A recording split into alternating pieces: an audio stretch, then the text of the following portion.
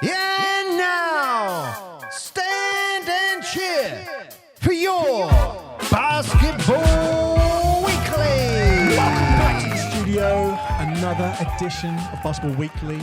I'm your host, Mark. What an intro that is, Mark. Yes. That's got a stick. That's got a stick. Sticking. It's good, isn't it? Yeah. Yeah, I'm Paul. Hello. About to say, who are you? Hello. Welcome. Yeah, we're keeping it more Welcome upbeat. back. Why not? Well, I think we're just trying to differentiate the weekly episodes from the interviews we're doing. Yeah, absolutely. Because it's just a different thing. We're trying something. Let's see if it works. Talk to us. Go on our socials. Drop us an email. Stop us in the street. Send us pictures. gifts. No. Not send pictures. Why? Where did that? I don't know. I just jump in on the bandwagon and like sending stuff. The first thing you say is send pictures. Sorry, I didn't mean that. But I just want to say a huge thank you to the Newcastle Eagles for sending this jersey, signed jersey by the team. What an absolutely amazing gift. And huge thank you, Paul Blake. Huge thank you to Keith White. If you don't know what Paul's talking about, go listen to the previous episode. Yeah. As we explained. What an amazing gift. Thank you. And I only had to have 4 teeth knocked out in a basketball game to get it. I might do it again. 4 for teeth that. and broken dreams. Yeah. That's all you need to do. But we're talking about the NBA this week and the WNBA because it's been a pretty big week. Let's talk about what are we talking about first, the WNBA. If we don't talk about the WNBA first, we're sexist. So let's go for that. It's got to be number one. It's got to be number one. Yeah. But look, everyone saw the March Madness. Everyone saw all of the, and I'm not going to say hype because I think that's the wrong word and it's misused. Everyone saw how impactful the Final Four was, and actually the lead up to the Final Four as well. I mean, they were selling, how many was it? 12 million tickets. Was it 12.1 million viewers or something? Don't remember those stats. It was crazy, wasn't it? I think we didn't go to 12.3 million for the semi-final game. Yeah, it was because Paige versus Caitlin. Because they were saying that was a big one, wasn't it? Well, they were saying it was actually something like it was bigger than all of the other ones and everything in between and combined and all that. And you're like, geez, that is absolutely insane. But we're not really talking about the WNBA, are we? We're just talking about the draft. Hey, do you know what? I'm going to say this. It's a draft that people are paying attention to, which is bringing publicity and the media attention to the WNBA. So we all know when we talked about it at the time, the amount of money that was involved in a lot of the college games and all of the colleges, and obviously the uni colleges make loads of money themselves as institutions. They're some of the biggest in the world. But the WNBA draft got very, very, probably more hyped than it has been in decades, purely because of everything that's been going on. So what I thought they did right is they just carried it on. The Final Four wasn't that long ago. It was like 2 weeks ago. Bang, here's the WNBA draft. They literally ride the train. Yeah. Off you go. Wow, look at that. Chicago and Dallas got 2 picks in the top 10 first round. Yeah. And what's interesting? So we'll go down that draft in terms of the first round of the draft because it's usually the most important, but a lot of those top tier players. We should do an episode on NBA players. Yeah, there's a couple best NBA players who have been poorly in the draft. So I saw a stat that someone's put out there. I've reached out to them, so I won't mention their name at the moment. But they've done some data. I'm going to share with you offline. It's absolutely brilliant on exactly that. How they take, these are the people this year who are rookies and how effective they've been from where they were at the beginning of the rookie. So effectively last year's draft. What are they like now? And there's some people who are high picks and they have just, even look at Jordan. He was picked 4th. Look, where was Kobe picked? Dennis Rodman, where is he picked? They're not. There's some that are like 14th, 18th, and you look at it. Did you see Luka say that to Vlad Divac, to the Sacramento? So they were playing Sacramento, and they had the actual pick, and they could have taken that. Well, they had number 1 pick. They didn't choose Luka Doncic. Yeah. So the next people who picked him, I think it was Atlanta got the next pick. and then Dallas. And then what happened was Dallas and Atlanta swapped their picks. So Trae Young actually, who, fantastic player, both obviously hit really good threes, but both point guards, they swapped. And it was like, oh, okay.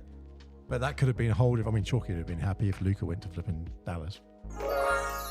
Yes. It was only 4 minutes and 40 seconds into the podcast before you brought up Dallas. Yeah! Right, come on. Let's look at this draft, Mark. But he actually, the reason I'm saying it is because he said to him at a game last week, should have picked me in the draft. Like, literally. Oh, yeah. And let's do an episode on that, because I think there's probably some really great stories there. Oh, for sure. So look, WNBA comes up. Who's number one? Is it really a surprise? Number one in the draft, who gets picked? I would have gone for Faye and Dean myself. That's what I would have gone for. Or Temi. But I think she'll be there next year. But honestly, I mean... Faye and Dean for the London Lions, that's who they should have picked. Number one. Yep. They missed out there. Right, come on, who got it? Who got it, Mark? Indiana Fever. Yeah. And do you know what I liked about that when she got picked? It was Caitlin Clark. Yeah. No real surprise there. Point guard, come from Iowa. The Indiana Fever, the other players on the team were right there on the side, grabbed up a load of jerseys, 22, and they were putting it on like Caitlin Clark Fever. And they're like walking around like, yes, we've got her. I could upset our American listeners with this statement. Is Indiana in Iowa? You're looking so disappointed. You look so disappointed with that question. I know what I was looking for, but I can't find the button. I was going to literally... It is it? Well... You don't need to find it. Just say yes or no. Oh, okay. It is. I'm assuming yes, the answer is yes, isn't it? Yeah. I do not know the complete geography of the United States of America. Well, if you go where Iowa is and where you see Indiana is. It's close. So she's playing near home then. So there's Iowa there. Yeah. And Indiana's over here somewhere. It's like in another state then. Yeah. Is it Iowa a state? Yeah. Okay. All right. Oh, it's near it. All right. Okay. Yeah. So Iowa's more like Minneapolis, that sort of area. Indiana's over here sort of thing. I did hear they've already sold out of Indiana's sold out of Caitlin Clark number 22 jerseys. That made me laugh. Yeah. I was they've like, always sold, was it sold like out. 15 minutes or something stupid like that? Yeah. But you go, what I loved about it was that they've, the fever, I know Indiana Fever, but the excitement around Caitlin Clark going to the WNBA, the WNBA capitalised on it, kept that train rolling, have kept it going, and all of those people have gone straight onto it to support. So is she going to go and play in this 3-on-3 tournament that you said she was going to get like 5 million for? Is she doing that? No. Yeah. At the moment, it doesn't look like it. Yeah. Well, look, I said to you, I don't think she will, because the Big 3 tournament doesn't have the brand, the WNBA. No, but she could have done both. That's the whole point. Yeah. Because it's just... I know what you're saying, but I just couldn't see it, because it's like nothing else is the WNBA. Nothing else. No. But they... It's, so WNBA players go and play in the league, because it's like a summer league, basically. So that's why they do it. So Indiana Fever, they got the first pick. LA Sparks got the second pick. Picked up Cameron Brink. There's no surprise about that. Now, did you know that Cameron Brink is the goddaughter, or sorry, the godparents of her? Oh, she's the blonde girl. The tall lady. Yeah. Steph Curry. Yeah. I've seen pictures. I didn't know. And you see the pictures. What I think is funny is you see the picture of her next to Steph Curry, and you go, "Yeah, you make Steph Curry look small." Yeah.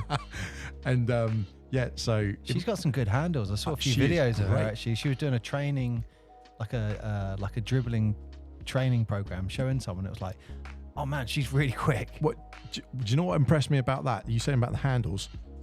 I always think it's quite impressive with basketball players when someone is very tall, but very I won't say like spindly, but very long. Oh, she's 6'4". I remember seeing that stat. Yeah. So 6'4".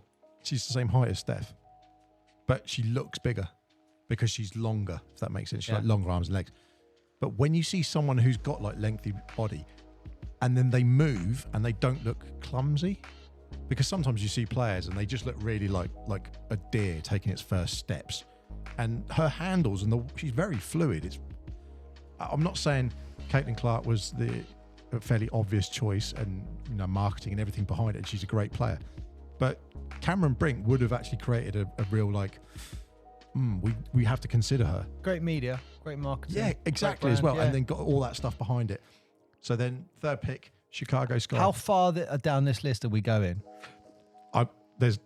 There's a couple of names I want to mention. So Shoot. Camila Cardozo went to Chicago Sky.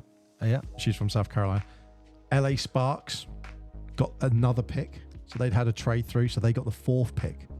Oh, God, they got 2 in the top 4. Yeah, that was the thing. So they got their I missed that. Yeah, so Ricky Jackson.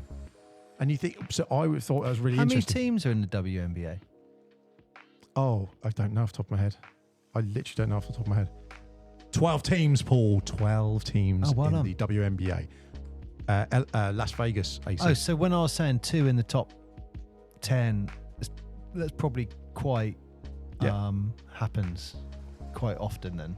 Yeah, but funny enough, It wouldn't be unusual. so this is 12 teams in here. It's not that it's actually a couple of teams more than the UK's BBL. So it's 10 teams, 12 teams. It's not that far off, is it? But yeah, Las Vegas Aces, New York Liberty, Washington Mystics, Seattle Storm, Atlanta Dream, Minnesota Lynx. The Minnesota Lynx and Seattle Storm were the team that I actually went and went and watched. Sorry, the Seattle Storm. Seattle Storm and Minnesota Lynx. So you I went and support the saw- Seattle Storm up? Yeah, I do, 100%. Nice. Well, Seattle team. It's the only Seattle team currently available. Connecticut Sun, Chicago Sky, Indiana Fever, Phoenix Mercury, LA Sparks, and Dallas I Wings. do not support a team in the WNBA. No? Well, maybe you will by the end of the season. You never know. There's no Orlando team, Mark. Fact. No, it's a funny one. There's Get an Orlando team in, and I'll think about it. well, the NBA have tried doing it with the G League, where they almost every team now. I think Phoenix have just confirmed it that Phoenix has now got finally a G League team. So every NBA team has a G League team, so one below it. I think the idea is that they're going to twin them up eventually, because the WNBA is subsidised by the NBA, so it makes sense that at some point down the line they actually have a feed and everyone sort of mixing with each other else. in fairness to you, Don't do it. it took 12 minutes for me to mention Orlando Magic. Well, in there we fairness go. to you. Yes, It was 4 minutes, 42 seconds though. Listen, Right. am I wearing any Dallas clothing today? Right, come on. Where do we get to? So, LA Sparks got Rico Jackson. Moves on to Dallas Wings, JC Sheldon. Now, here's the interesting thing, right? So, Ricky Jackson was taken by the LA Sparks as a shooting forward. 6th was Washington Mystics, Alea Edwards. UConn player, did very well. Who's next? Chicago Sky. Who went there? Angel Reese. Angel Reese. Yeah. Yeah. Now, I find it quite interesting that as a player, as a forward, there's been a couple of forwards that were taken already. And I won't say not the hype, but a lot of the media, I always find it interesting of who makes the decision to go, that person has to fit our team. And they might have this much hype, or they might have this much, Angel Reese did very well up into that Final Four. But for some reason, other people were picked over. And why is that? I always find that sort of thing interesting. Like what makes, and this is WNBA and NBA, what makes you pick someone in the draft over someone else? Wow, so Indiana taking on LA. That's got a good little thing to it. That's got the Indiana, Yep. I guess farmers kind of persona versus the Lakers Showtime where Hollywood, I think there's a bit of Larry and Magic kind of comparison still. I guess it depends on if Angel Reese turns into the huge star there or not. I don't know. Well, We'll see. obviously one's point guard, one's forward, but Indiana Fever, Indiana Pacers are in the NBA a small market team. But one of the things that Indiana do have is, yes, it's a small market, but the fans are very, very passionate in Indiana.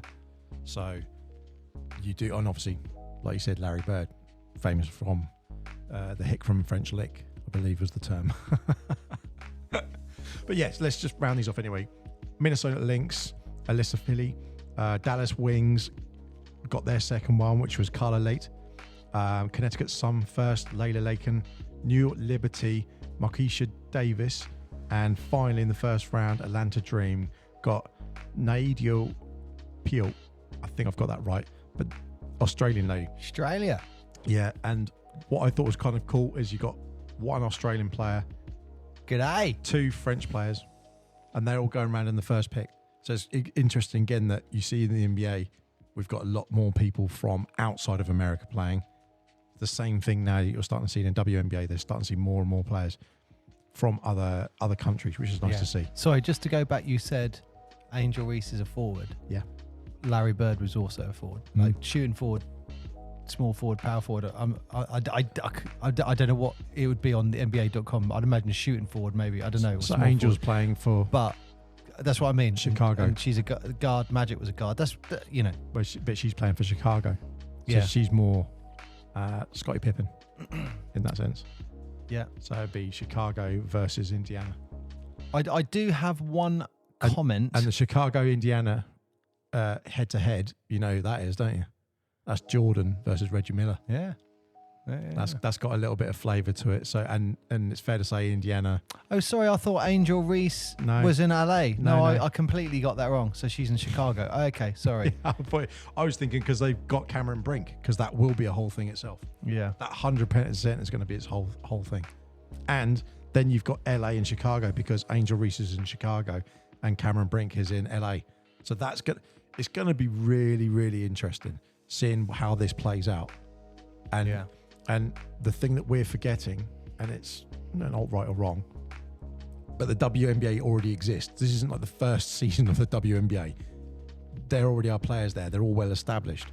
But for some reason, this class of females coming from college to the WNBA, I don't know whether they've done a media thing.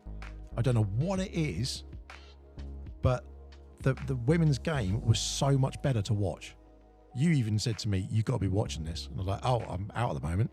You're like, no, yeah, I don't really, if I'm honest, follow women's basketball, but I checked out the March Madness. Yes, yeah.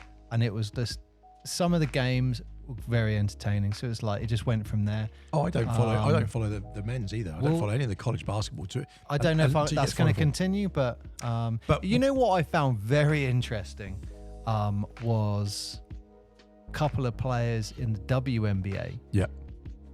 Were getting ready for like trash talking some of the guys who were going into the WNBA draft. Yeah. They were like, yeah, you wait till you get here. Which I thought was great. It kind of goes against that whole women and building up women and helping each other. Oh, 100%. But I thought it was quite great. I was like, okay, cool. They're getting ready for competition. That's the bit I was excited about, is the fact that you think of all of the hype that surrounded all of these kids. And that, they're all like 21, 22, whatever. So they're all still young, a lot of them. And you think, well, hang on a minute. If all these kids going in to these, into the WNBA now, there is an existing WNBA. There are existing stars and existing players and people who are fantastic. So suddenly, how are these going to work in the That's the bit I'm really interested in, because you've got, marketing is the key word. Look at the NBA. You said there, the whole marketing around the March Madness sold it. You had all these viewing. They need to take that marketing, that enthusiasm into the WNBA, and let's see where it goes. Though I have got one comment on it, but I know you were going to say something. So what are you going to say? I was literally going to say, look at Wemby, and he's scored a 40-point game. He's done all these things. He's getting great defensive stats. Fantastic. Your team is still pants, and the Spurs are still at the bottom of the league, and they're rubbish. Whereas you look at Chet Holmgren or someone like that, for example, and you go, he's done well. Takes time, Mark. No, but he's also a rookie in the same way, but his stats are slightly lower, but his team are top form. And you go, you can't argue with where is the team, how are you fitting in a team, not just how good are you on your own. But look, it always takes time. Just look at some of the great teams. Steph Curry, that took time. Jordan, that took time. What do you think of the names? Isaiah Thomas took time. Yeah. You've got to leave them cooking. They've got to get, like you said, those players were razzing them, saying like, you wait, we're coming for you. I cannot wait to see how they fit in, because I think this is, yes, there's some really good marketing and they've done it very well because everyone got excited about it. No one was watching the men's game. Everyone was watching the ladies' game. And I think that's brilliant. That's a really good place to be, because just more people who weren't watching basketball were watching it. That's it. That's as good as it gets. So we've got to talk about the elephant in the room. Yeah, and are you talking salaries? Yeah, let's talk. Let's just get it over with. I think salaries... It's a boring conversation. Salaries and the viewing stuff kind of, for me, goes into the same conversation. So you want to talk about how the rookie contracts? Yeah. They're quite low. Hey, I wouldn't complain if I was getting that. That'd be great. Exactly. If you're getting paid that money. At 19. Yeah. Look, can I just make one statement? Do it. And before I say this, if we got any snowflakes listening, fast forward the next 3 minutes. We're going to get a load of actual messages for once, where it's just going to be a flood of messages and all of them will shout, "Burn the witch." And that's what it's going to be. Like, put Paul on a crucifix, get him out. Yeah, do it. Look, if you are sensitive, you're a snowflake, fast forward this, because this might upset you. When I saw the rookie contracts, and you were like, "Oh man, look at these rookie contracts," and there was so much crap online where so many people were saying, dominantly lots of women were complaining, saying these guys should be on big contracts. Why are the men on bigger contracts? And I would just go to 2 points about this. One, the men's league is so much bigger. There's so much more money in the men's league. That's why they have bigger contracts. If this, like, fever that has come from March Madness gets injected into the WNBA, yeah, their contracts are all going to go up. But the same people who are complaining about these contracts, I just asked them a question. How many games have they been to in the WNBA? Yep. The answer is probably 0. 100%. And it really frustrates me. And I don't mean to upset anyone, but it frustrates me when someone says to me, I have to watch something. It's my responsibility to watch it so they get more money. And I just think, well, hang on, what are you doing for the sport? What are you doing to build it up? That's not having a go, but I think if other women want to see women in the WNBA do well, go and support them. Pick a team. Pick one of these 12 teams. Go to the home games. Go and buy the jerseys, and they'll end up getting paid. But this is literally the same argument as the WBBL in the UK, and the BBL as well. It's a case of, if you want your teams who don't have the same type of funding as the top tier, if you don't go and support them, if you don't buy their merchandise, if you don't tune into games, and that's how they get money. And the more people that do that, then they'll get televised more. If they get televised more, they get TV money.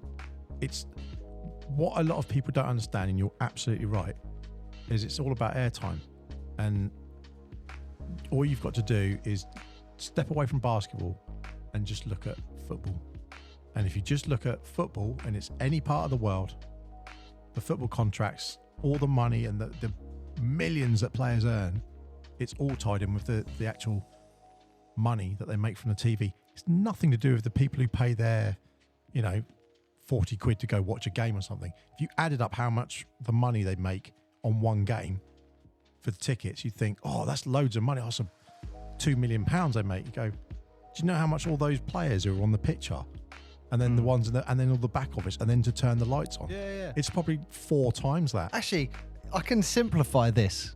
I can really simplify it. This is like me saying, Mark, I want you to pay me £1 million a year to do this podcast.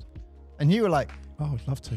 I'd love to do that, Paul, but this podcast does not make 5p a year, let alone £1 million.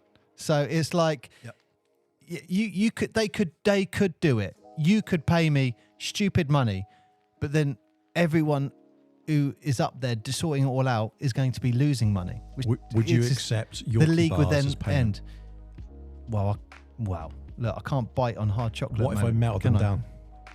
Buttons, What about that Milky Ways? Cold Stone Creamery, that ice cream that I got you? Yes. You know the one where you went crazy and you started going when you were talking really fast. If anyone is in Florida and you go to Universal Studios, when you first leave the car park and you come down and you got Islands Adventure to your left, Universal Studios to your right. We just went over the bridge. Just go over the bridge bit. Just like almost like as you come down to the left. Yeah. There's like an ice cream parlour there, isn't it? Cold Stone Creamery, and before it splits off and near goes left and Bubba right. Gump Shrimp, isn't it? Yeah. On the left. Oh man. And it was like I got you the large one. Chocolate, and you were like, you'd never fudge. I've never had that much sugar in my life. I could have run 4 marathons. I talk fast sometimes, I get it. But you just went into like fast forward, and it was like an old tape cassette where you sort of. I literally could have run. I actually said, "Are you all right?" And you look at me like, and your eyes were just like massive pupils. It was just sugar a overload. whole big.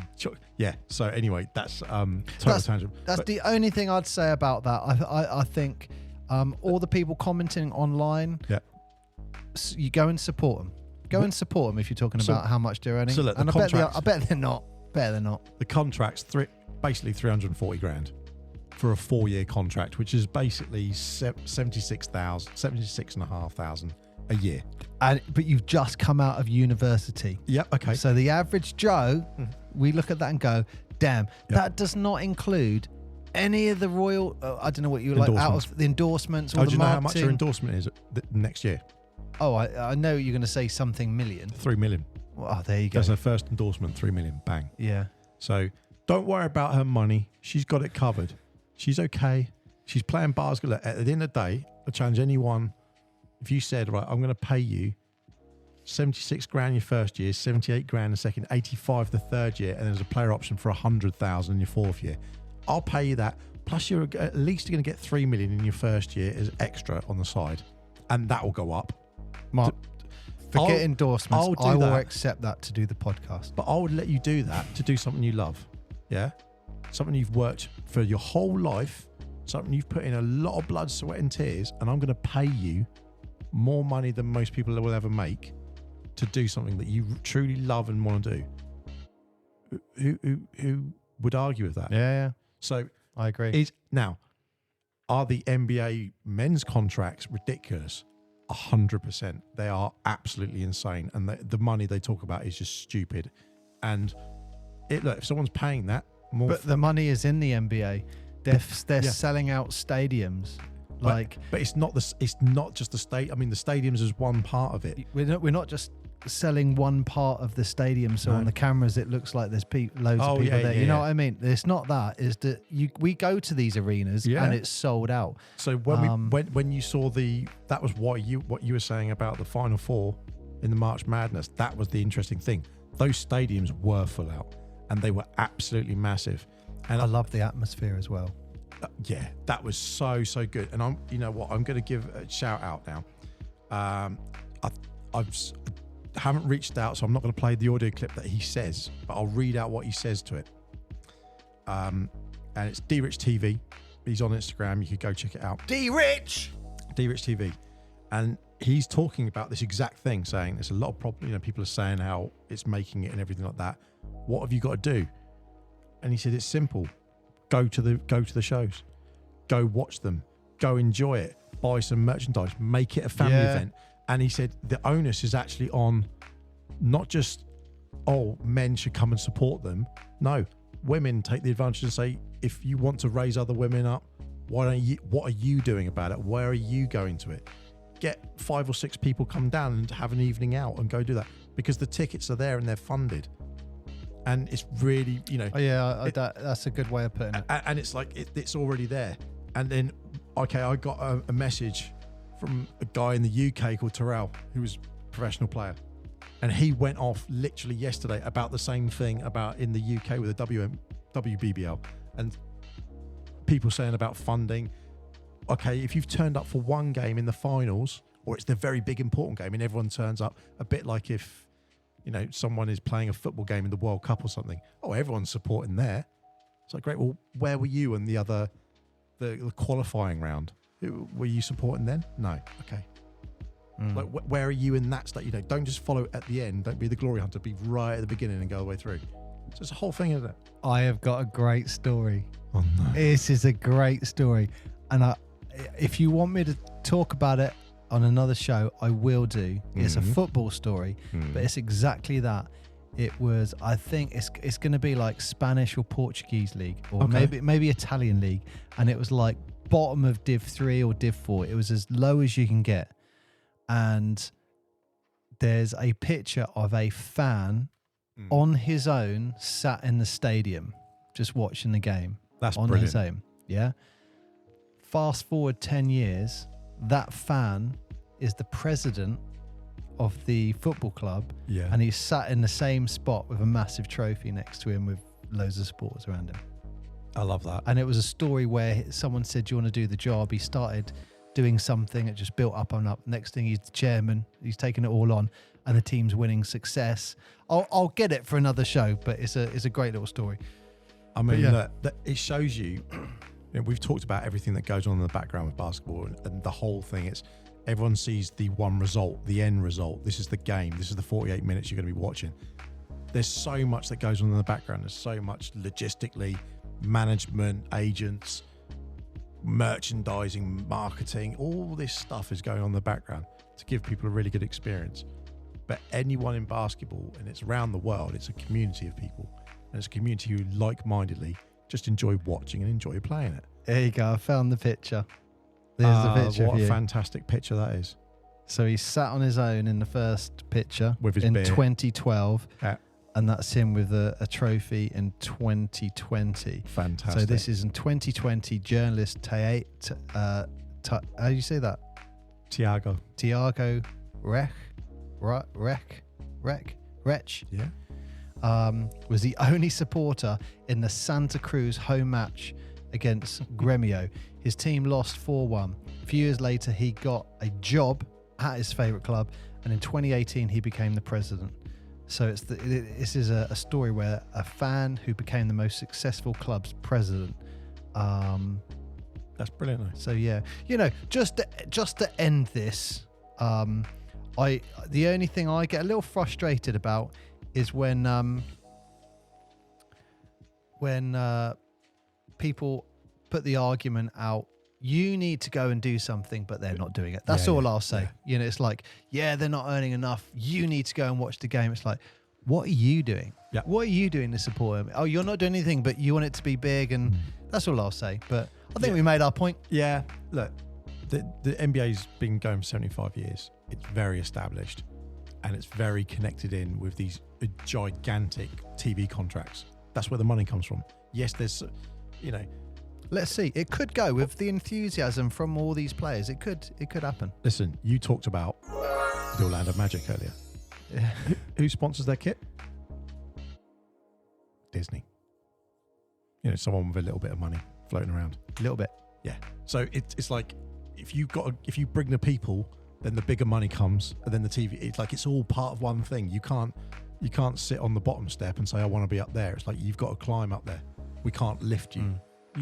The whole community has to lift it. Well, look, Mark, it's exciting. We've been lifting it. We've been talking about women's basketball for 30 minutes, and I would like to apologise once again. I did say to the snowflakes listening, just fast forward 2 minutes. I apologise. It was 20 minutes.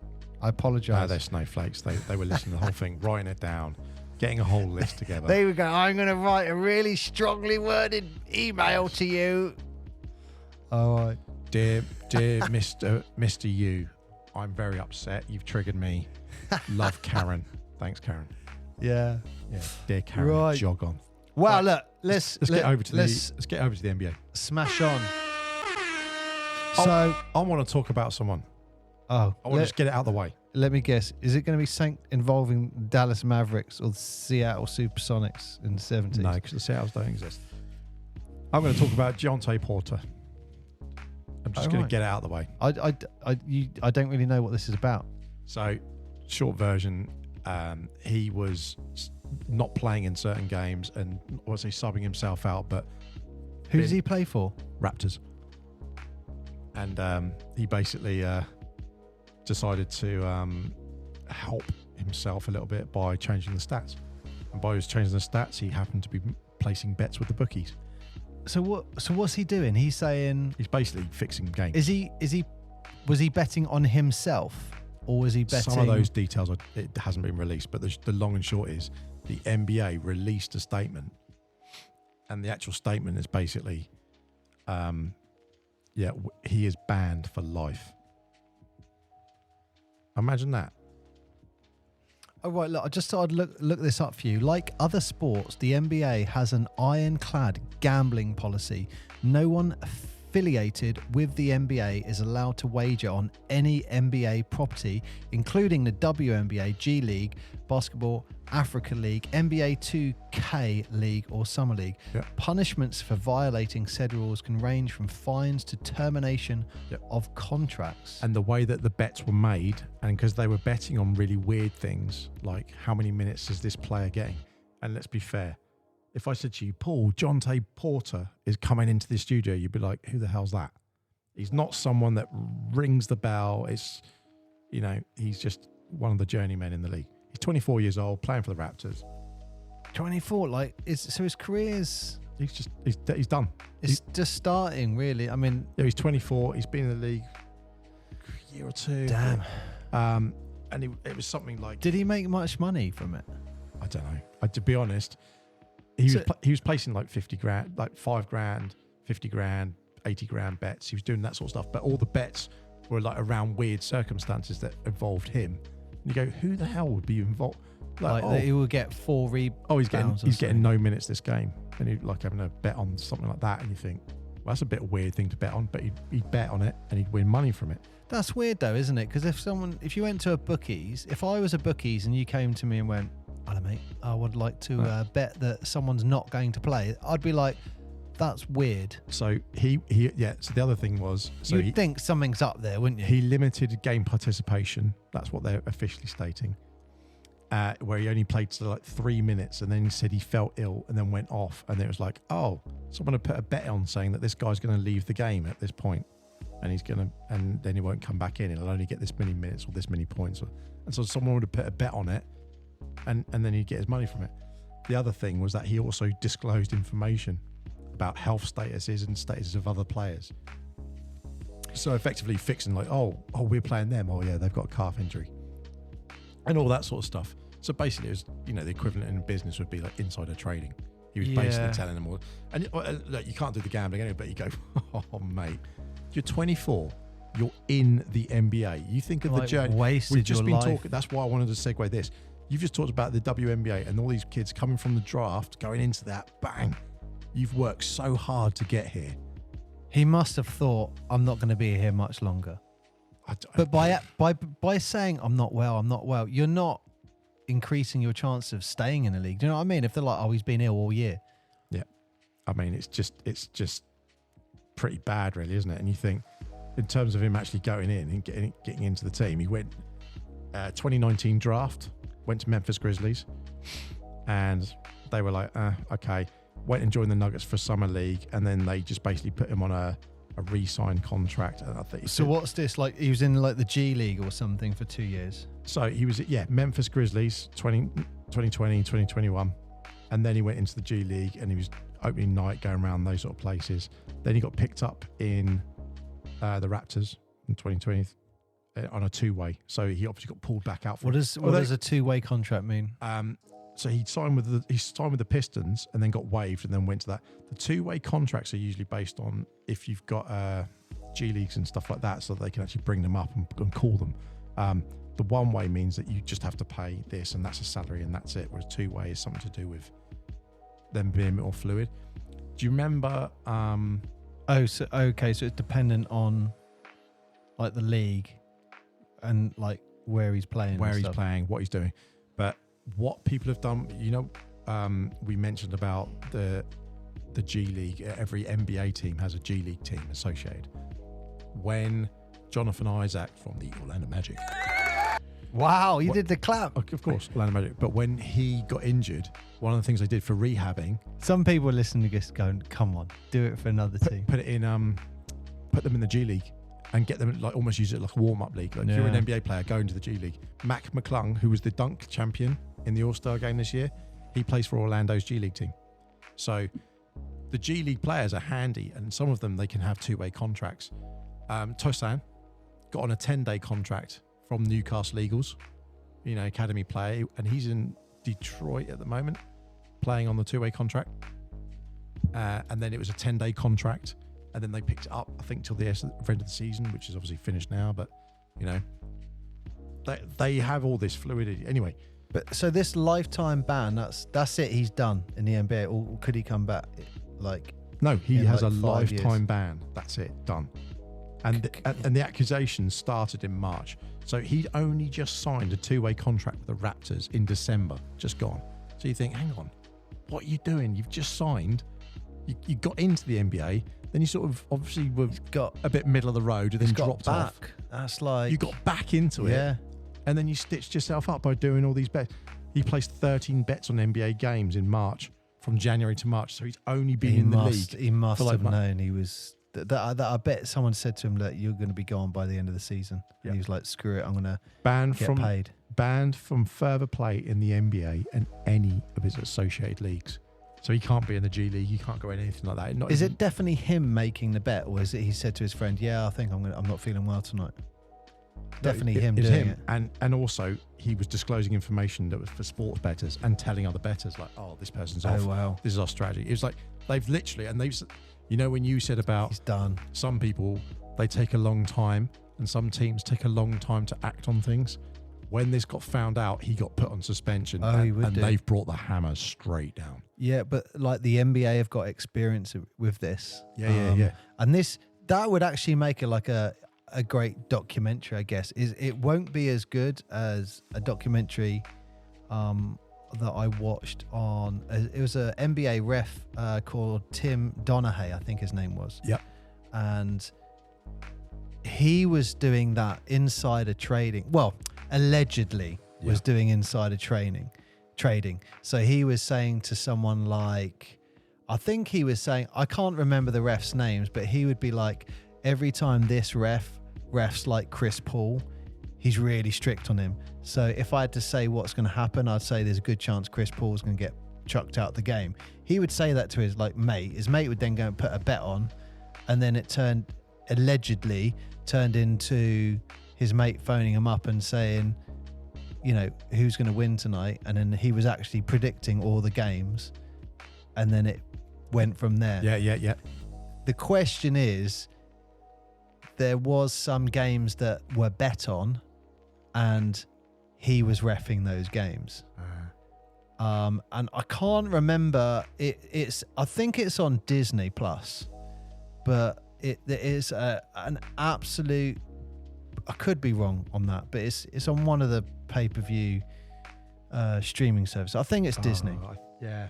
But it's an absolute fantastic documentary to watch. So that person was it 3 weeks ago? We were talking about it when you were off, and that was relating to 2007. That was NBA betting scandal. Yes. So fast forward to now. This season, we've seen a lot of people giving refs a lot of grief in the NBA, and I believe, and I could be wrong, I want to say it was Rudy Gobert, and he got fined. Was it £50,000, $50,000 or something like that? It was a huge fine because a ref called something. He went, "Come on, surely," and then he pointed to the ref and went, "Oh yeah, I did see that." Yeah, and he did the whole. Sorry, I forget people can't see us. So he's rubbing his fingers together like, "Oh, show me the money." Yeah, like he pointed to the ref and said basically like, "Oh, that's for the money. Like, why are you not calling that?" And then the next day, NBA were like, "Bang, you've had a bet." Now, Rudy is quite outspoken and he gets lots of things wrong. No, but when referees act like snowflakes, and like there's a but few where someone passes. He was part of that scandal. That's the whole point. Is that he's part of that scandal, and he's the same. And he's the same ref who Chris Paul has an issue with. And and it's like, why are these people still in existence? Yeah, it was proven he was one of the dirty socks. Like, throw him out. Yeah. Well, can I apologize to Netflix? No, it is not Disney Plus. It is Netflix. It's called Untold Operation Flagrant Foul. and it's all about Tim Donaghy. Who and the names scam that? with it. Because that is absolutely tripe, isn't it? But what I don't know if that's a Netflix show, but it's on Netflix. But it is brilliant. I really enjoyed it, and it's like it builds up in his story because he gets in so deep that it's like he's committed. Like if he turns around and says, "I'm out.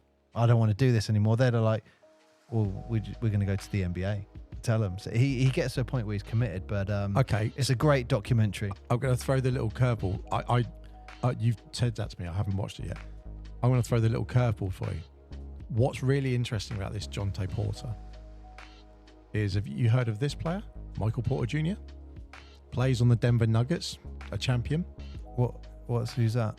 That's his older brother. Wow. So you imagine that you've got your younger brother by like a year and a bit, and he's just done for the betting scandal.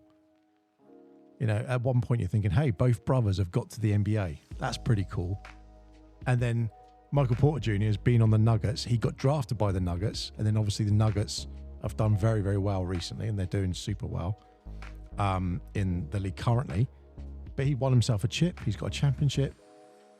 And then your younger brother goes and does this, and he's proven, like, mate, what? Like, you're totally screwing yourself up here. People are going to be looking at him going, wonder if he does that, because they're brothers. And it's, you can't help but think, did you not know that your brother was doing that? Well, obviously not. But at the same time, it's very difficult to disassociate that, isn't it? That will impact him directly. It just will. You can't help but look at that, and you just think all it's going to take is.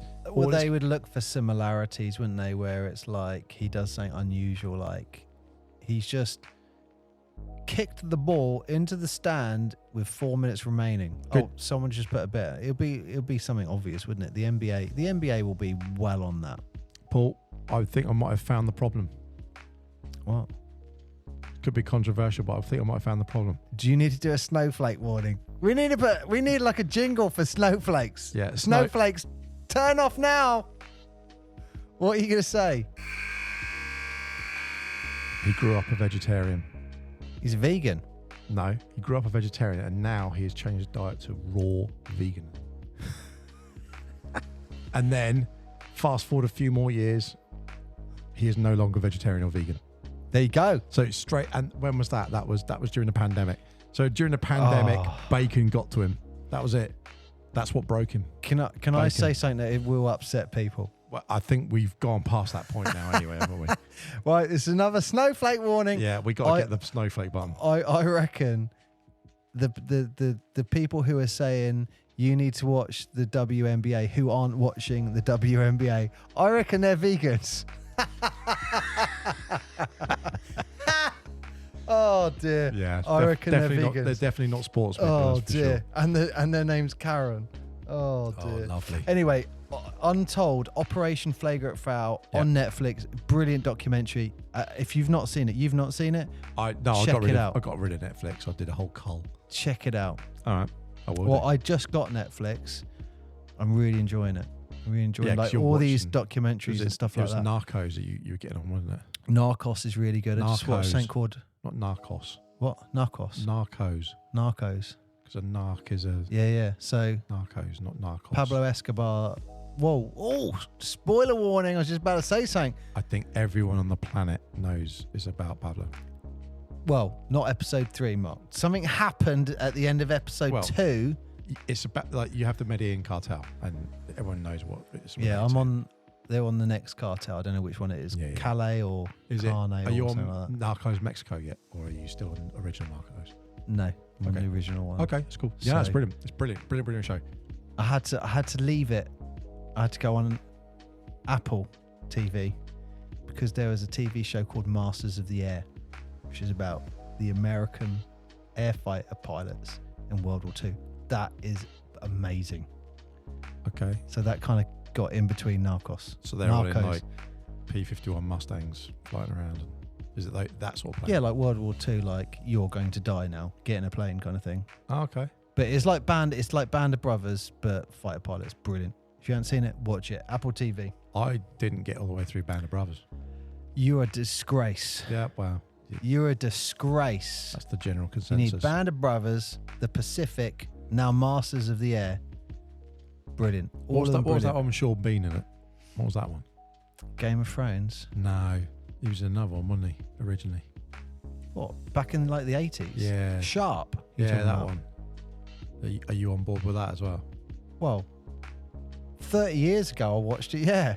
Yeah, but you watch Poldark as well, which is Over really the hills and far away. Remember that? Yeah. Right. Come on, we're talking about TV shows now. Right. Shoot. What's next? Wow. Snowflakes, welcome back. Welcome back, Snowflakes. And vegans, same thing. Welcome back. Have a sausage roll on us. Oh, dear. What's the main thing in the NBA? It's got to be, we're coming up to the playoffs. And it's the play-in tournament, which I know is your favourite of yours. Just not that anyone needs to know this, but I feel we should do it. Do you want to just run through who's in the playoffs? Yeah. Well. So who's in the playoffs? So let's. What conference do you want to go to? I'm doing Wests. Go on then. So who's in? Who got? What was the last order of the Western Conference, Mark? Okay, so the Thunder finished top, which, Oklahoma City Thunder. There was a point at which they could have done it again back in, was it 2010 or something like that, when they had Russ, George, Durant. So they have been a competitive team before, and of course OKC, previously Seattle Supersonics, just throwing it out there. But the point is, they finished top. They haven't done that for a long time, so total kudos to them. They're going to be playing the 8th, whoever gets in the play-in. Hang on, just do the league. Just do the league at the moment. Okay, we'll do that. Okay, so Thunder top, second Nuggets, and Tied. Well, it was tied 57-25, but actually it went on one of those differences somewhere down the line, and Thunder are the ones who are being put down as first. That's officially what it's I've got a point to make on this. But yeah, look how close they are. Both with 57 wins. Yeah, but I don't know what the stat is that's separating. I'm guessing it's points for. Or is it? Like or is it? If it's not points for, is it between those two who came out on top? If you said to me right now it's Thunder and Nuggets in the final, you could believe that because they're two great teams. But actually, it's I think this is where the Thunder are going to struggle. Not with the NBA around. Not with the NBA around. Anyway, they're going to organise it so LeBron's in the final. Let's not go there just yet. So first, second, Nuggets. Third, Timberwolves. 1 win away from first. Yeah. Right, and I'm going to come back to this. Yeah, absolutely. You used to really like the Minnesota Timberwolves. Weren't they your first team or second team? They were my second team for a long, long time, and I've still got some jerseys and bits of them because I loved Garnett and I loved their logos. I used to have a little drinks Great bottle logo. Yeah. Like the old school one with the wolf on. Yeah, loved that. One of the best ones, I think. And I've been there, and I've actually been to the stadium as well. So like we've said it with Orlando, if you go to the stadium, there's something about you have that. A rapport There's something about it. And so, yeah, love it. And Timberwolves, you can't argue with them this year. They've been playing an absolute treat. They've had so much bad luck, if you think about it, where they've had great players, but for some reason they've always been throttled back. And, they've had the Garnets. But then you go, well, they also had Jimmy Buckets. They've had Cat for ages. Now with Anthony Edwards, it's something they're just breaking through. They're doing a great job. Anyway, so they came third. Fourth, Clippers. And that was the surprise. Because a lot of people at the beginning of the season were like, well, they're not going to do anything again. Kawhi's going to be off injured again. Paul George is not going to show up again. And then they've got Russ as well. Why have they got Russ? And then they look at it and they say, well, hang on a minute. If they got Russ, who else are they going to get? Oh, they get James Harden, and then it didn't work. And there was only 3-4 games in, and everyone was slating them like, you shouldn't have done this. And then they went on an absolute rampage. And I'm going to give a shout out to Paul George here. Some of the moves that he's been making this probably the last 3-4 months, probably some of the best natural basketball player. Unbelievable. What an unbelievable player. He's so smooth, and he's just the way he plays. It's unbelievable. So Clippers doing fantastic in fourth. Here we go, Mark. Come on. Look, I'm going to before you start, I'm just going to get a stopwatch going. Oh God, I've got a stop.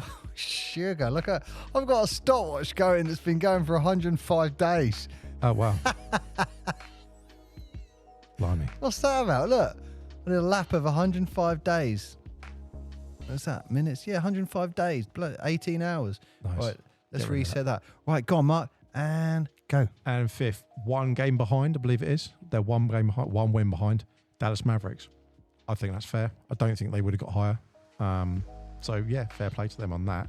Suns in sixth, though. Wow, you only talked for about 11 seconds about that. I think it's because I had the timer out. It might have had something to do with it, but also the fact that actually, you know what? I think Dallas are where they are at the moment. Some of the other teams have played better. Dallas had a really strong end of the season, but the first part of the season, they were just trying to find it out and feel in with Kyrie because they did well last year, but it just, you know. Hang on, I stopped the timer and you started talking about them again. I know, that's called tricking. Right, so next we have the Suns, as I said. Phoenix Suns in sixth. I think that's too high for them personally. I don't see it as a team that they don't gel. I don't think they do well. You got people saying, oh, well, they've got Durant. Oh, look, they got Booker and Wall. And they go, so? They're just not gelling. They're just not working as a team. Could they do something? Yeah, they've got the talent. But I don't think they will. Then we go into the 7th and 8th places, and that's where the play-in comes in, doesn't it? So on the play-in, the first game, it's a weird one, this play-in, and I always have to think about how it works. You pointed out just literally a second ago. I'd say do the league first, and we'll come back to the play-in. Okay, so that's it. So in the league, then you want to say who they were in the order? Yeah, so Pelicans. Okay, so then that's the first 6. They're confirmed, and then you have 7, 8, 9, and 10, and they go in the play-in. So 7th were Pelicans, 8th were the Lakers, 9th were the Kings, and 10th Golden State, bringing it up the rear. Yeah. And if you're lower than that, you're a disgrace. Yeah, you're just shameful. Except for one man. One man? Except for one man. Who's the one man? Hang on. Oh, no. Let me find it. One man is not why is he not a disgrace? Please don't say Wemby. Bear with me. So, yeah. Pelicans finishing 7th. A lot of people wouldn't have expected that, given the proclivity for not having Zion turn up. And then this season, he's just come out of the cage. Zion's been an absolute animal. Yeah, I don't know if you've seen it, but the charge LeBron took on him, damn it. Yeah, I wouldn't want to be either of them, to be honest. They'd have felt LeBron went down and he was like, man, I might need to retire. You can see it. Anyway, I want to give a shout out to Houston Rockets center Boban. Oh, I saved it for you. What a legend. The chicken. He misses his first free throw. And then it's clearly one of these things where if someone misses 2 free, like we do it at the Portsmouth Force, if someone misses 2 free throws, the away team misses 2 free throws in a row, we throw Haribo out in the crowd. So they must have had like Chick-fil-A or whatever it is, KFC, some chicken. He misses his first one. He then starts talking to the crowd and he goes, this is on me. And he throws up a brick. What a legend. It's not like they were going to do anything in the league anyway. They were 5 wins away. I don't know what the score was at a time. That's probably... What was the score at that time? Oh, I don't know. That's actually... What I loved is the way that he's pointing at the crowd. He's going, I got you. I've got you. Yeah, look, this is on me. Yeah, this is on me. The chicken's on me. And then the way he throws it up is just a total brick. I couldn't help remembering a time we were at an this NBA is like game. 4 minutes... 4:44 left in the yeah, quarter. I'm just curious what the score was, that's all. It was like 105 to the Clippers at that point, and Rockets were down. Okay, it doesn't matter then, does it? It was last game of the season. Yeah, and it was at the Clippers stadium as well. And do you know the thing about that game? If I remember rightly, that was the last game that the Clippers have played in that arena. Oh. Because the Clippers have got a brand new arena that they're going to be playing in next season. Okay. So that was the last time they're going to be playing there. Well, it reminded me of when we were watching an NBA game and, oh no, you weren't there. You flew back. Yeah. You missed this one. That would be the Philadelphia game, wouldn't it? Yeah. Because, oh damn it. He's number 3. He's the big guy. Who's the big guy? Joel Embiid. Yeah, he warmed up so all the fans could see him play. Yeah. Which was cool, but he didn't actually play. But you could see he was warming up just so everyone could go, oh, there he is. But yeah, I think it was like if the home team scored 15 threes. Are you talking about the chicken man? Yeah, you got a free Chick-fil-A. And I just, when I was watching Boban do that, I just remembered that there was this one guy whose voice sounded like he was going to have a heart attack at any one moment. He was just kind of like, yeah, give me a chicken. And by the time it got to the 15th free or the 14th free, it was just like his heart sounded like it was about to start. He's like, chicken, chicken, chicken. Anyway, right. Did you get the chicken? Yeah, we got chicken. Yeah. That's all right. He was a happy lad. Chick-fil-A, that's what it was, who do the greatest. Or Chick-fil-A, if you want The to know. greatest chocolate milkshakes. Oh, lovely chocolate milkshakes. Was that better than the Five Guys one? Yes. Oh, I mean, Five Guys is good, but yeah, I mean, it's kind of like saying which one is your favourite child.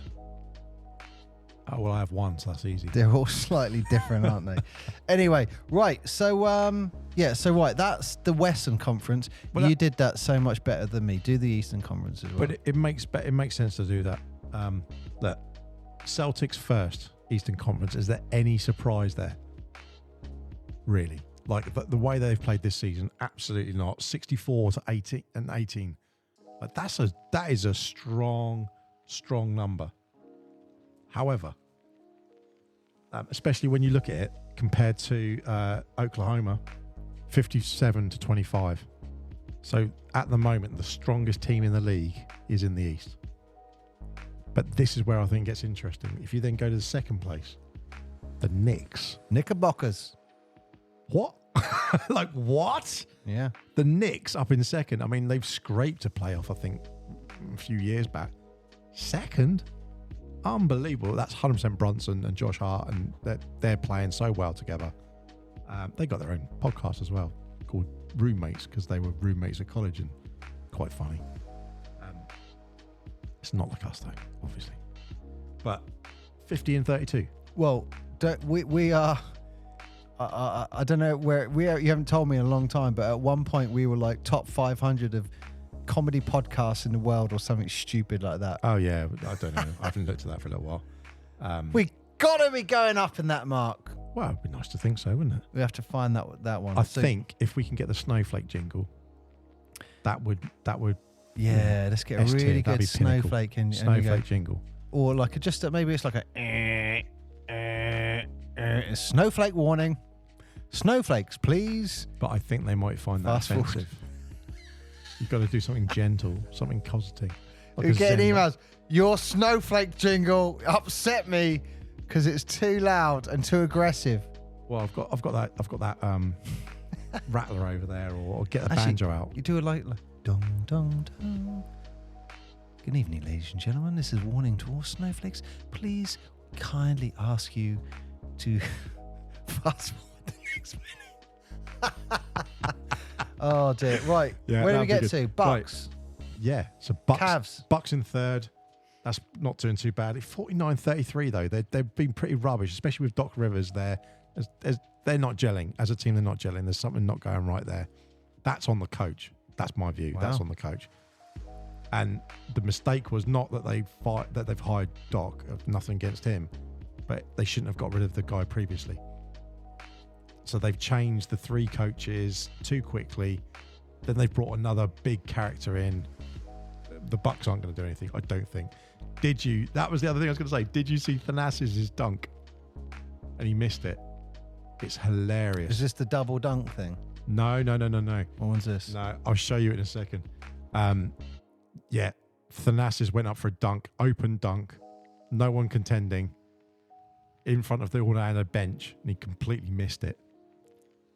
Oh, show it to me. Yeah, Let's see it. I'll get you the clip. It's hilarious. Well, while you're getting the clip, Right. let me talk about fifth place, which is the four Orlando for Cavs. Magic. 4 for Cavs. Oh, did you? No, I haven't done them, but Oh. it's like, why are the Cavs 4th? I literally had almost forgotten that they were in the league. Oh, they've got Donovan Mitchell. He's not happy there. They're just, I'm amazed they are that high up. I genuinely would have thought they're better, but they've just obviously been just knocking quietly some of those things down. Which brings you on the big one. Orlando Magic. Orlando Magic. Oh, oh, oh, oh. I don't know if anyone else in the NBA knows that jingle, but that's the jingle the Orlando Magic put out on the social media when they win a game. But yeah, the Orlando Magic in 5th spot. I'm just saying this to bide a bit of time until Mark shows me this clip. Yeah, I'm just trying to find it. It's hilarious. Is imminent. So, just out of interest, if the Magic are one game behind the Cavs, and then the next to them, the Magic also have the same record as the Pacers in 6th. And Philly, they're all on 47 wins. 47 and 35, and then, well, so that's what I was going to say. That's the interesting thing. So Philly are on 47 and 35 as well, in 7th. So 5th, 6th, and 7th have all got that same stat line. Yeah. That's pretty interesting. And yet you've got to think, if we'd have done a bit better in one or two of these games, and it's obviously come down to a points difference or something. That's what's made that split. So then finish up. You've got the Heat in 8th, Bulls in 9th, and the Hawks in 10th. Hawks are struggling quite a bit. To be fair, the Bulls are as well. Can I make my point now?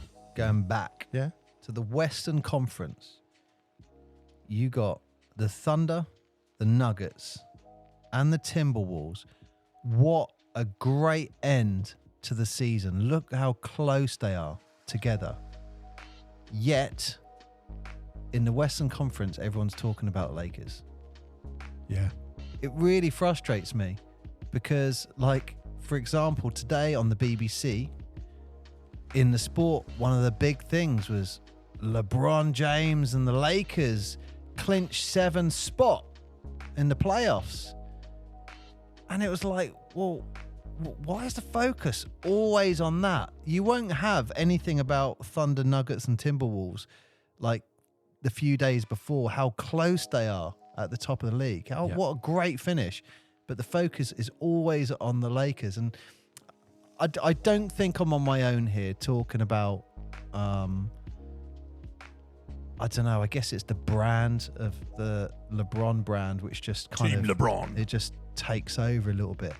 It gets boring, doesn't it? Yeah, and I'll say it now. I'm not a huge fan of the NBA playoff play-in. I don't like it. And the reason I don't like it, and I think this is a valid point, is because you've played a hell of a lot of games throughout a season, 82 games in a season. You have earned your spot in the league. Like you said, Celtics, 64 wins. They have earned that top spot. Yeah, 100%. Now what I'm not a fan of is, let's say you finish 10th now in the league and you can somehow now take that 8th playoff spot. Yep. For me, I just think, well, I know the NBA are trying to make it a bit more exciting, but it's a little bit like, look, someone's earned that spot by playing for an entire season and they could lose it because of a play-in.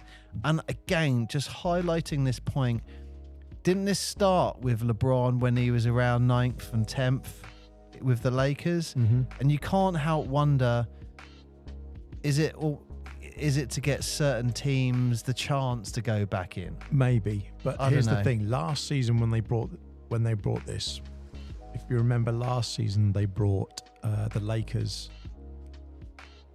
on the West, and I think it was the Heat. It was the Heat. Heat got all the way to the finals. And the Heat got to the finals, yeah.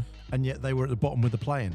But they absolutely, Jimmy Butler played his absolute. Oh, they knocked out Bucks first round, didn't they? Yeah. And that was the one where Giannis was then threw his toys out the Because didn't that happen only like 3 times in history or something like that?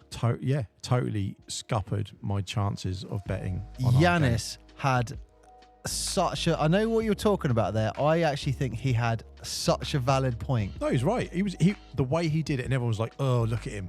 But he was very like, he's you like, win what, some, you lose some. He was like, I'm supposed to win it every year, or I'm a failure. Yeah. Like, I kind of, really loved the way he put that across. And the fact that he was doing it straight, like all of these, I can't help it. But if someone is just lost something, and same as someone has won something, and you put a microphone in front of their face, you can't really expect to get the greatest of reactions.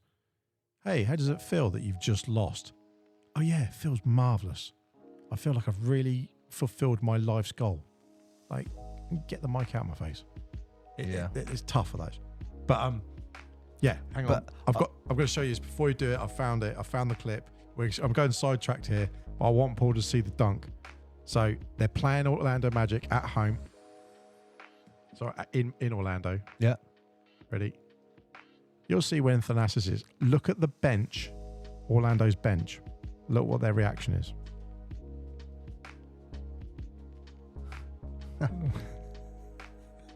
Going for a dunk on the right-hand side, and the dunk turns into a doink. But the bench, like, look at them when he does that.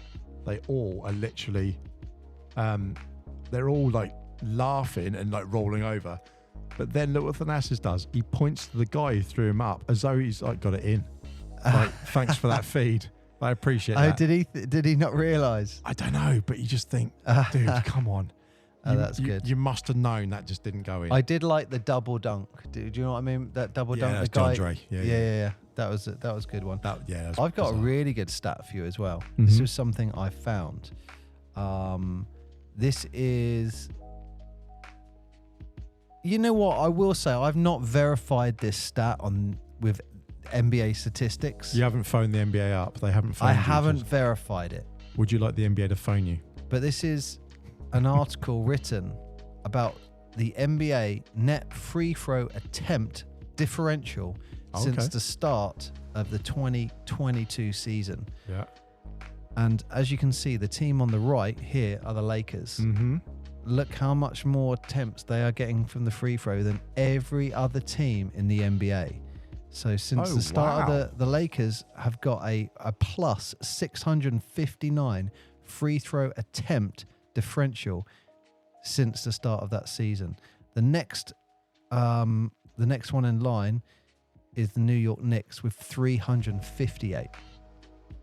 Milwaukee Bucks 344.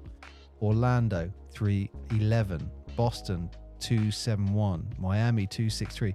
And then you go all the way down to the Golden State Warriors minus 646.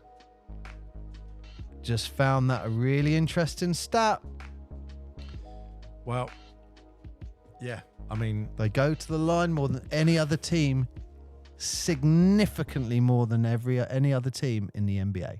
So before we go to the play-ins, just look at those top. I feel like I'm picking on the Lakers. I don't mean to. No, I'm just about to, so don't worry about it. Look at those top 6 teams on the East versus the West. If you take Boston out of the equation, and Boston have clearly absolutely trounced the league so far this year, so they've got to be a very strong contender to get into the final. Then you look at the second place in the East, the Knicks, on 50 wins. Well, where would they sit against the West? They're literally sitting it pretty much around the 5th. Oh yeah, the West is tight. Yeah, the West is tough. And then you go, okay, well that's based on there. What about 5th place? Let's look at the 5th to 7th, as we just said. They're all the same in the East. Where's that get you? Yeah. That only gets you in the top 10. Gets you in the play-in. Yeah, like literally. But the West has also improved from last year. I haven't got the stats in front of me, but if you look at the Lakers and Golden State's performances this year compared to last year, they are better this year. Yes, they are, yeah. But I think one of them have won like 4 more games than they did last year. But they're in a lower position this year compared to last year. Yeah, it's much stronger league. So yeah, the West is tough. So we've already had the first lot of playing. But just to make my point again, that's why I'm not a fan of the play-in, because I feel you've worked for however many months, 82 games, you deserve your spot. Mm-hmm. And then it's this last little bit that someone comes in and goes, oh, but we're just going to open it up. And you have to now, if you're not in the top 6, you have to play to get in. I'm not a fan of that. No. You've played over 82 games. You deserve your spot. You're in it. So- It's a little bit like when leagues say, a bit like the BBL in England, where it's like there are 10 teams in the BBL. The top 8 go in the playoffs, and you think, you know what I mean? You think, Yeah. all right. That's it. Is that it? Yeah. That's the end. Goodbye. If there are 8 teams I think that they go have in the playoffs, they could open it up and just say, oh, everyone's in the Yeah, playoffs. it's usually the playoffs in the UK. You're already in the quarterfinals. Right? Yeah. But So look, yeah. we'll go in the play-ins. So who we got? So we've done the first round. That's already done in terms of the play-in. Now the way the play-in works, for anyone who hasn't listened or doesn't have an understanding of it, the way they do it is you have the first 6 teams in that league. They're safe. Then 7, 8, 9, and 10 do like a round robin. So what happens is 7 and 8 play each other. The winner is guaranteed the 7th spot. And then the loser of that game, who would have been the 8th position, gets a second chance. Because what happens is 9th and 10th play, and whoever wins from 9th and 10th, they get to go against the loser from the 7th and 8th. Whoever wins that then gets the 8th position. So effectively, if you come in 8th and you lose your match, you've still got a chance to still come in 8th, effectively. Now, the first game was Pelicans versus Lakers. Pelicans are above them, 2 wins in the league. Very controversial game. Very controversial game. The Lakers win it. Of course they did, Mark. Of course they did. They had some helping hands on certain things, but here's where it gets interesting. The charge was great, though. The charge was great. The charge. I think Zion got 40 points Nice. in his game. I'm sure it was a 40-point game. What was really unusual about that, 3 minutes before the game was about to finish, he subs out. And then he goes to the locker room. Oh. Yep. And Brandon Ingram, one of Pelicans' other strong contenders, yeah, he's just sat there on the bench. And a lot of people are going, oh, the Lakers have got a 6th player on the court. That's the NBA. Oh, what were they fouled out, are you saying? Or they just got subbed out? Subbed out. No. Subbed out. Why would you sub out now? So now what's come out is I've not seen the games. I don't feel I can comment on that. they've just come out and said Zion is now out. Oh, he's out. Oh, that's why he left the game then, isn't it? Yeah, but the reason that they said he's out is because they said, he suffered an injury. That's it. I'm sure it was a 40-point game, and they said that's it. He's done. Unfortunately, a 4-point win with 3 minutes 19 on the clock, tied the game at 95. 3 minutes left. The game is tied, and then your best player goes out, and your second best player, Brandon Ingram, solid player, just left there, sat on the bench. It's like you're not putting him in? No. How was he playing though? I don't know. I only watched this in the, not speedy highlights thing. I just sat and watched the whole game. But I was really like, this is a bit odd. Why are they not, like, And you've got a chance here. And that it's almost like they went, you know what? And I'm going to not be controversial, but the way it looked was like, you know what? Let's let the Lakers have this. They get their spot. In a 2.4-point game. No way. You're playing to the end. You got your best man out, and your second best man is just sat on the bench. They're not putting him in. You'd be Why are you going not for putting it. him in? Why are they not putting him in then? And Zion was like super angry. But when he was he's getting off. injured. But if he's injured, he's injured. Right, and he's gone off. He's injured. Yeah, but Zion's history of injury is not very good for him. He's already blown his contract. You know that, don't you? He had a clause in his contract that basically said to get your max contract or anything like that, you have to play X amount of games and so forth. He went over that because he was always off with his knee injuries and stuff, and last season didn't play in that. They went, oh, you've broken the conditions of your rookie agreement, so he can't get a super max or anything. So he's already stuffed anyway. Only player to ever blow a shoe up in a game. Well, I'm not surprised. Those shoes must take an absolute He beating. blew that shoe up. That shoe was not happy. Shattered off his foot. So look, So Lakers are through. So they're now the 7th spot. Is what you were saying. spot. Yeah, so they're 7th spot, and at the moment, so because they're 7th spot, they're actually going to be then playing the Nuggets. So good luck with that. yeah, foregone. So congratulations, you got through the first round, but you're out now. Don't worry about it. Thanks, I saw a meme thanks online. for coming. I saw a meme online, and it was from a WWE event where The Rock, like body slams someone, and then the Undertaker turns up behind him. Yeah. And someone did that meme, and when the Undertaker, like, and you've got The Rock, and they've got like the Lakers, and then Undertaker turns up behind him, and they've got Nuggets. Perfect. Yeah, it was great. So yeah. So that's it. So the Pelicans now, because they've lost, they've still got a chance to stay in this playoff, but they have to wait and see who's going to win between the Kings. The Kings.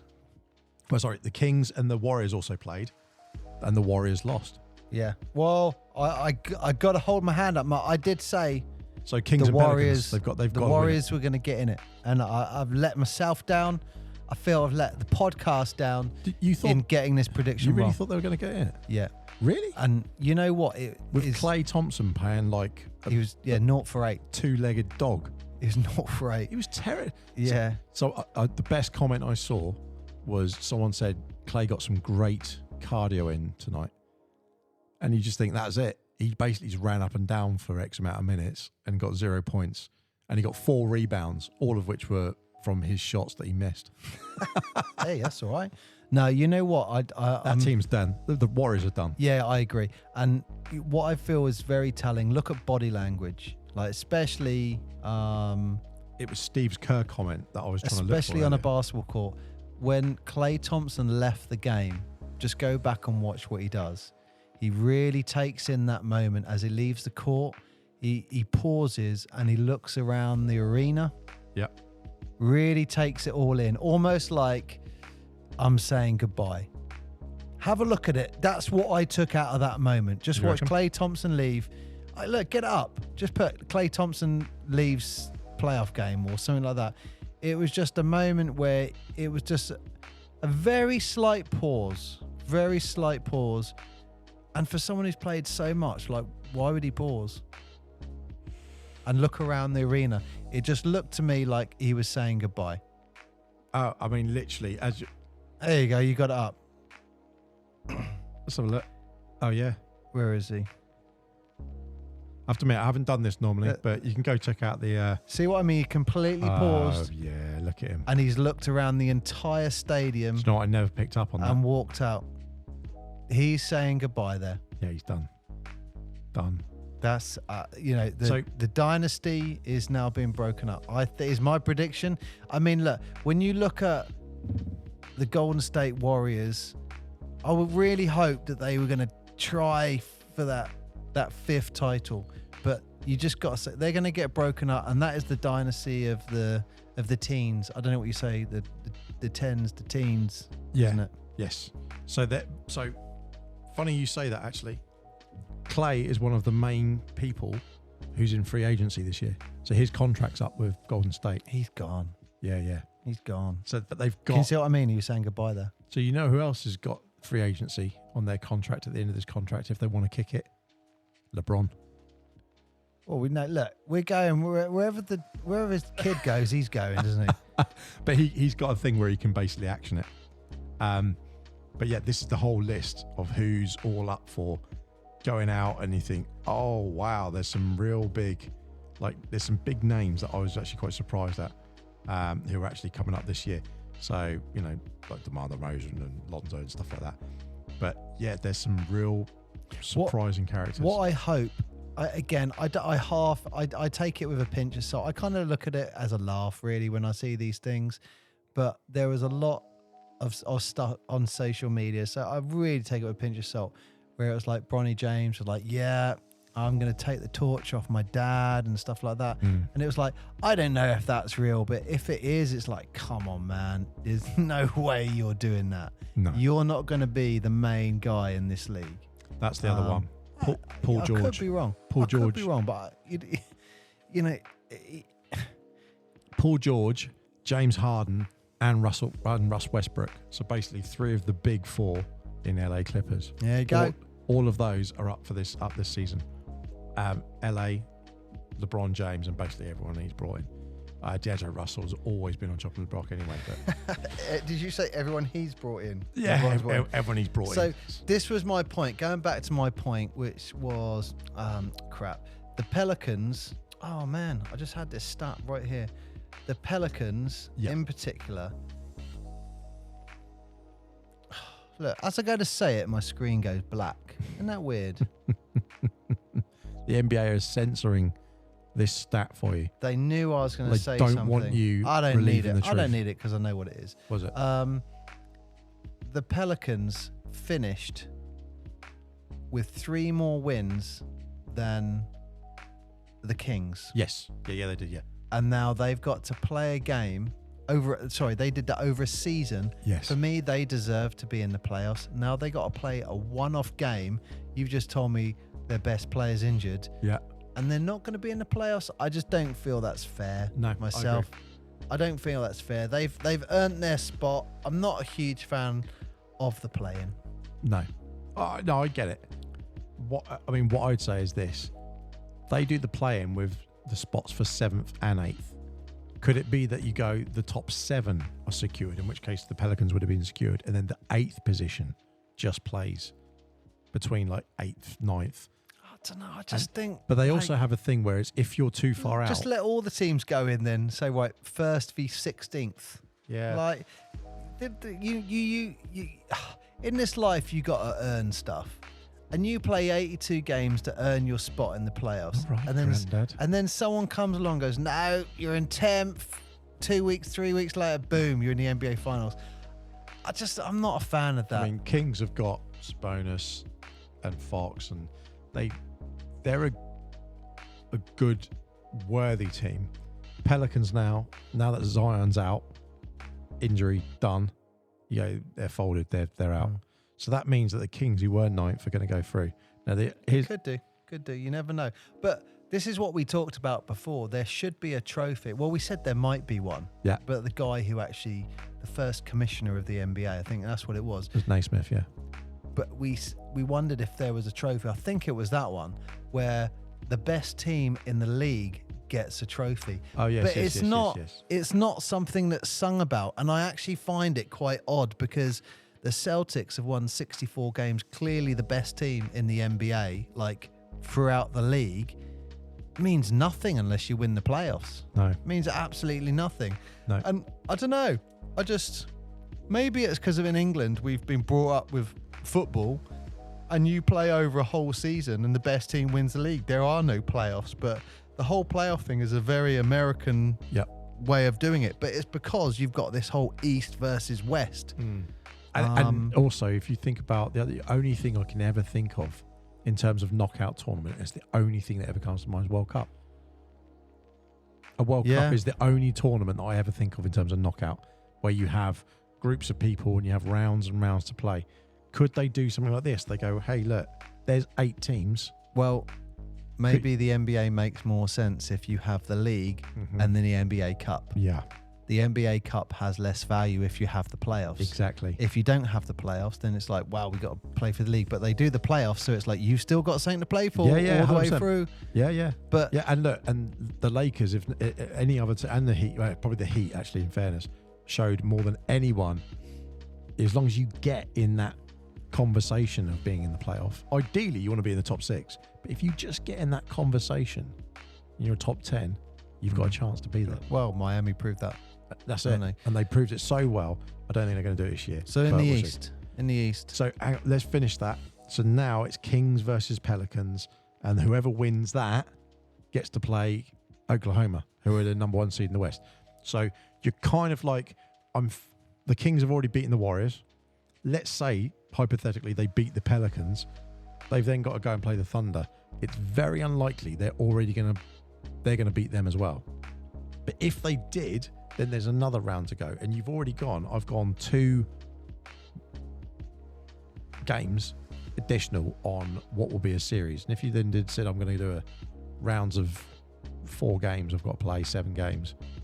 that's going to add up. That's adding extra push on them. So that's why someone like Zion, if he's got an injury now, they're done. Because even if they were in the playoffs, they can't use him.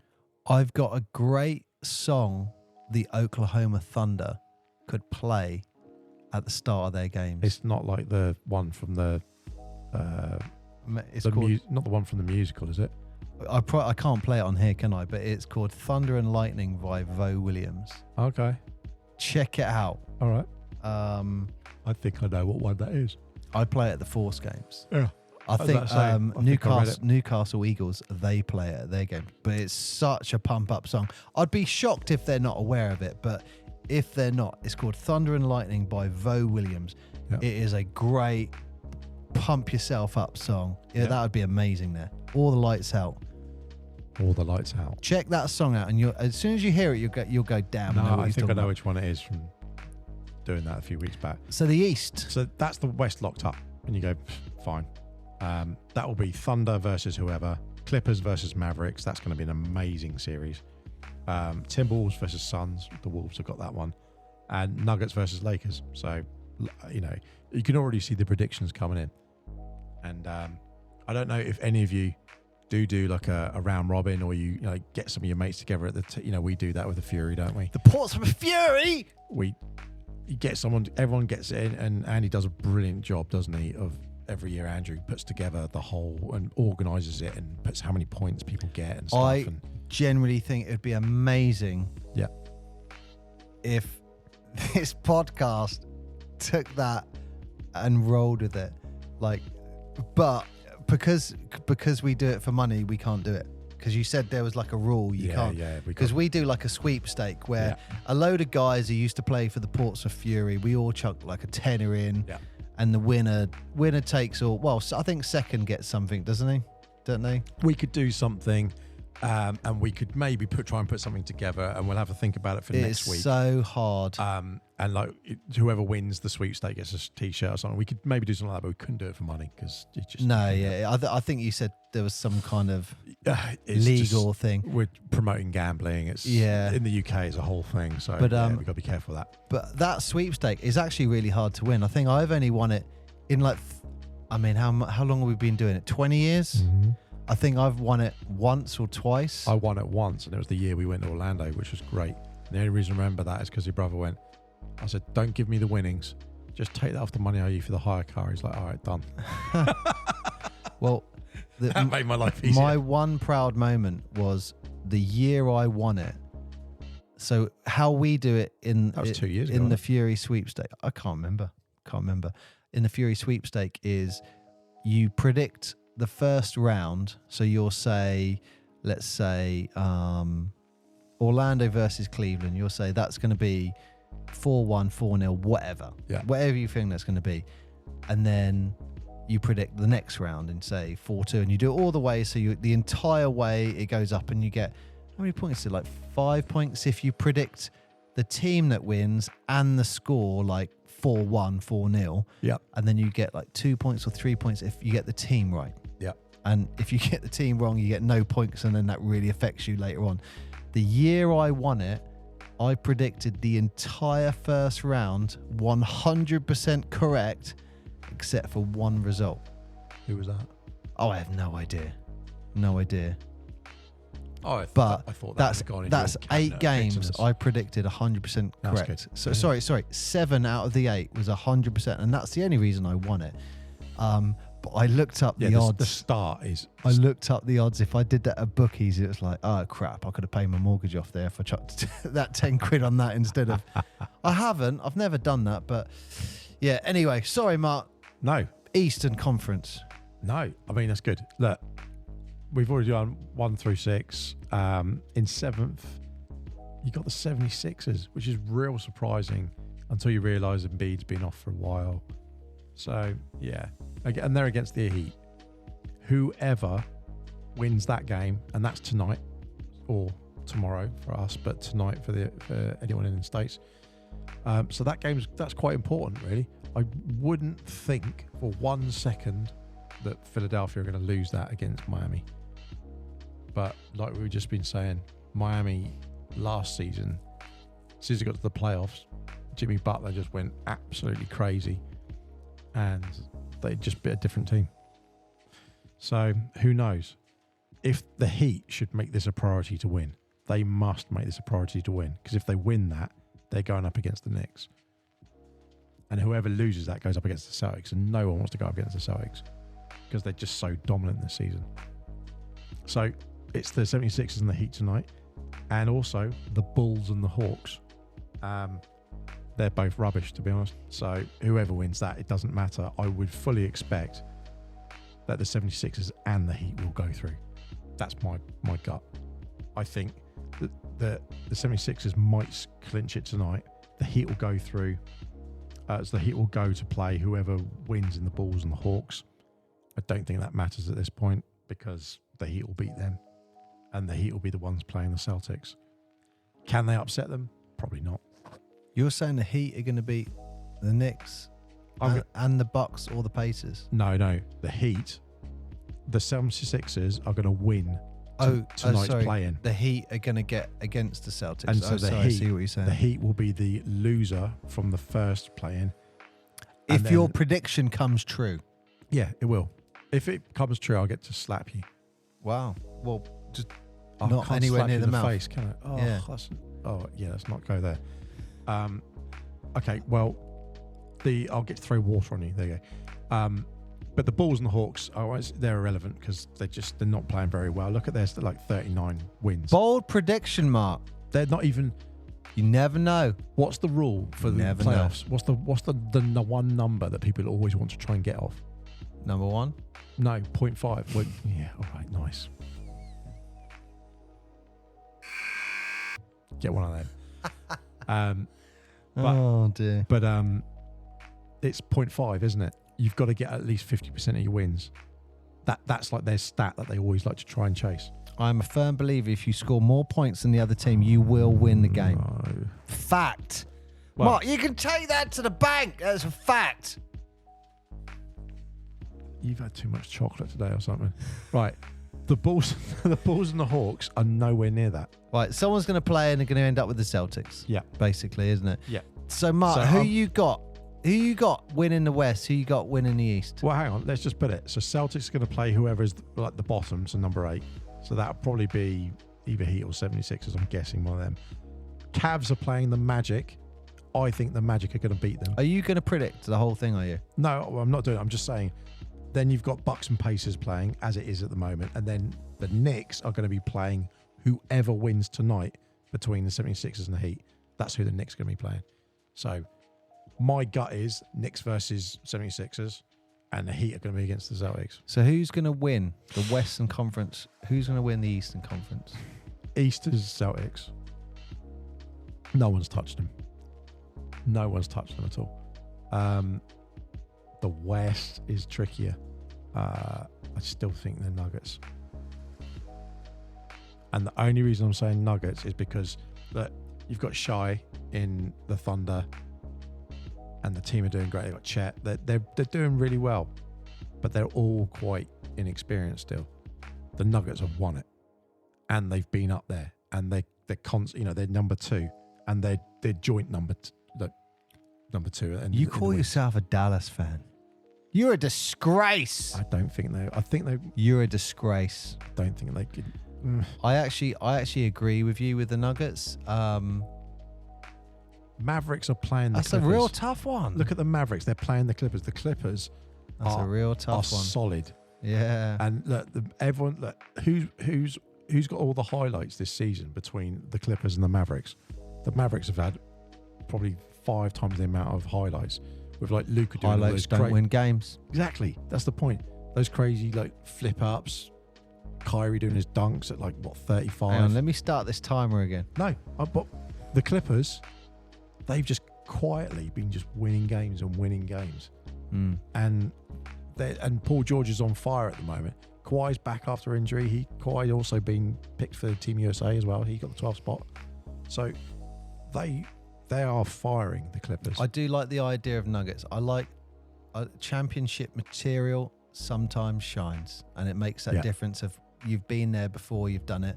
We saw that very much with throughout history. Yeah. You looked at Golden State Warriors, Chicago Bulls. Sometimes championship material just shines through when you've been there and done it. But I'm going to say in the East, Mark. Yep. I'm going to say the Orlando Magic are going to claim victory and then win the NBA championship. With the whole sweepstake thing, it's really difficult because you got to play with your head, not your heart. Right, you're saying play with your head, not your heart. Yeah. I'm going to throw something out there, and not controversial, but just as a point. And it's not because I'm saying that Mavericks, but here's the thing: they ended 5th, knowing where the Clippers were going to end up. There was a gap difference. Look at where they were with the Phoenix Suns. Right, there was only 1 game difference between them. If the Mavs hadn't won that last game, they would have actually been below the Suns, which means they would have played the Timberwolves and the Suns would have played the Clippers. If that had been the case, I'd say that the Mavericks would beat the Timberwolves. Even though there's 3 positions, I just think they'd have a better shot at it. At the Clippers, they wouldn't. Got some great games coming up. They are going to be some. You got some great games coming up. And we've got, we can't forget that this play-in thing, it's only 1 game, isn't it? It's one and done, that's it. The games we're talking about here, they're 7-game series, each of them. Yes, there's lots of opportunity for the NBA refs to decide who to put through. Decide who they want on their Christmas card list, who's going to line their pockets. I mean, we're only joking, but seriously, we're not. But we are joking. We are totally joking. We're not. But there is an element of truth to it. But we're only joking, unless it is true. Or you're one of those dodgy refs that did get fined out. Yeah. Anyway, so right, that's that done. What a long one that was. Bloody hell, Mark. Yeah, that's what she said. Right.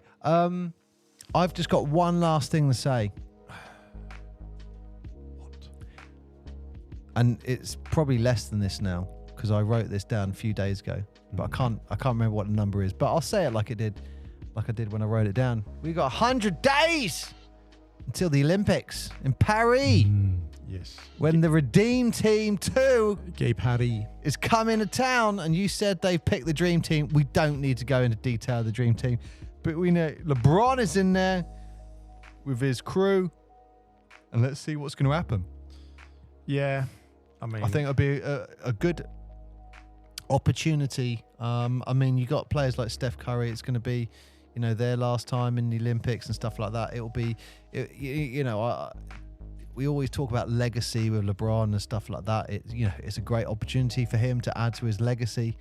So yeah, it's on its way. Who was actually qualified? I actually had to go look this up, just what teams were qualified. France, obviously, because they're hosting, they automatically qualified. But the other countries, South Sudan, Français, Canada, America, Japan, Germany, Serbia, Australia. G'day.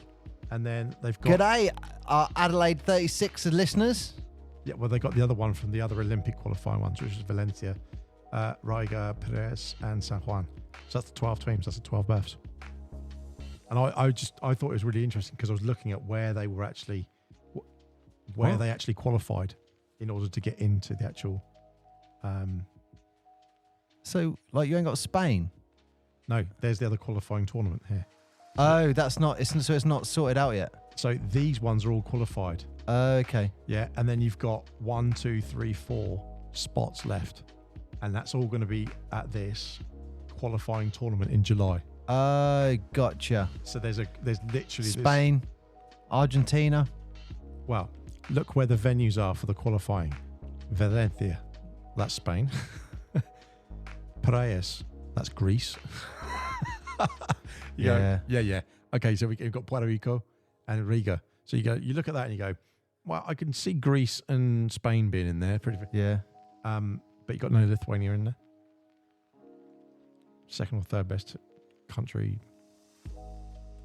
outside of some of those obvious ones. But yeah, it's really, really, really interesting who's qualified. Japan. Wouldn't have thought that in a million years.